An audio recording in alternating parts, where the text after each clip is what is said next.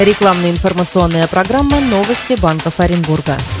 Здравствуйте, у микрофона Елена Костылева. Программу представляет интернет-портал банкиоренбурга.ру, сайт для тех, кто стремится быть в курсе последних событий в финансовой сфере. Ника Банк предоставляет возможность получить кредит субъектам малого и среднего предпринимательства при недостаточности залогового имущества. Ника Банк выступает партнером некоммерческой организации «Гарантийный фонд» для субъектов малого и среднего предпринимательства Оренбургской области. До 50% суммы получаемого кредита возможно обеспечить поручительством Гарантийного фонда Оренбургской области. За более подробной информацией об условиях предоставления поручительства Гарантийного фонда можно обратиться в офис банка на улице Правды. Лето – лучшее время для претворения в жизнь планов на отпуск, ремонт, обновление интерьера. Потребительские кредиты призваны в этом помочь. Акибанк прочно удерживает позицию банка с выгодными условиями кредитования.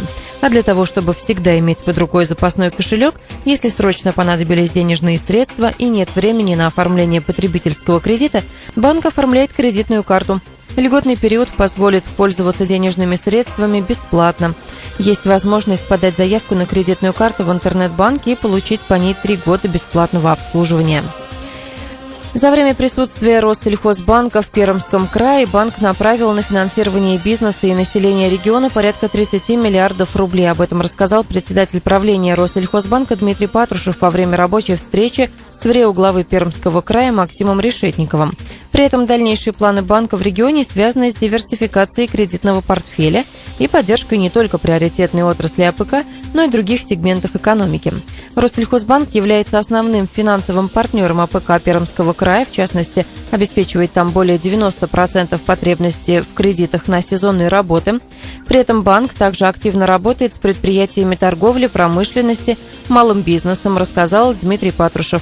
Кроме того, банк рассматривает возможность поддержки стратегически важных для региона компаний из авиакосмической промышленности, в том числе финансирование известного производителя двигателей для ракет-носителей «Протон».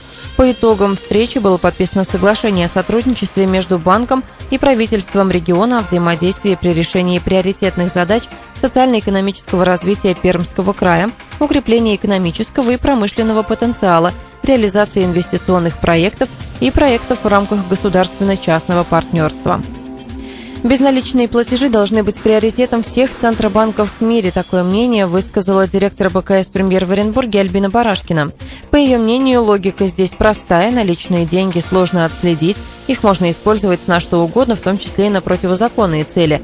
К тому же их легко можно уводить от налогов. Весь безнал оставляет за собой электронный след в банках, его легко контролировать и администрировать. В общем объеме розничной торговли на оплаты картами приходится примерно 30%.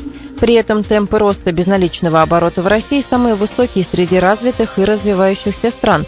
И по оценкам компании БКС, уже через 8-10 лет доля безналичных платежей в России может вырасти до уровня 50%, считает Альбина Барашкина. Это все банковские новости на сегодня. Программу представил портал Банки Оренбурга, интернет-ресурс для тех, кто ищет самую свежую информацию о банках. Адреса, телефоны банков, карта банкоматов, онлайн-заявки на кредит, курсы валют и самые последние банковские новости. Адрес сайта banki-orenburga.ru.